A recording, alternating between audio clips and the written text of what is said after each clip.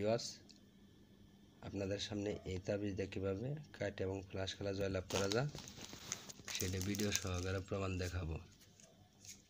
লক্ষ্য রাখেন আমি কিভাবে খেলি। আসলে দাদা তাস খেলাটা ভালো না, খুব একটা খারাপ নেশা। যারা খেলা ছাড়তে পারে না তাদের জন্য ভিডিও। টেক্কা চাইলাম, লক্ষ্য রাখেন টেক্কাটা কোন দিকে চলে যায়। লক্ষ্য রাখেন এই টেক্কা অবশ্যই তাবিজের দিকে আসছে। তো এভাবে আসতেই থাকবে, আসবেই।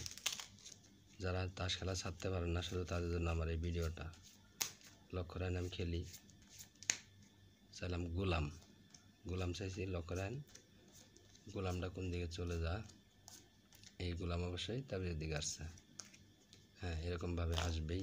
বন্ধুরা যারা খেলেন না তাদেরকে বলবো খেলার দরকার নাই। তাস খেলাটা খুব একটা খারাপ নেশা। এই নেশায় অনেক মানুষ ক্ষতিগ্রস্ত হয়ে যায়।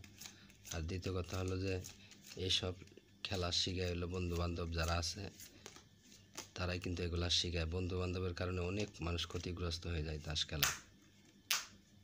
তো তাদেরকে আমি বলবো যারা খেলেন না তারা খেলার দরকার নাই। যারা খেলা ছাড়তে পারেন না শুধু তাদের জন্য ভিডিওটা। যেহেতু ফ্লাশ খেলার কথা বলছি, এবার ফ্লাশ খেলি। লক্ষ্য রাখেন চার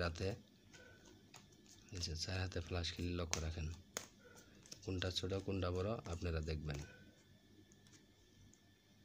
লক্ষ্য রাখেন কোনটা ছোট কোনটা বড়। লক্ষ্য রাখেন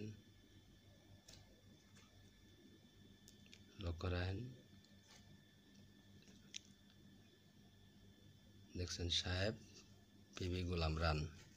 ধন্যবাদ ভিউয়ার্স। অবশ্যই ভিডিওটা ভালো লাগলে চ্যানেলটা সাবস্ক্রাইব করে সাথেই থাকবেন। আর যারা প্রবাসে থাকেন এবার চাইলাম 7 ফোঁটা।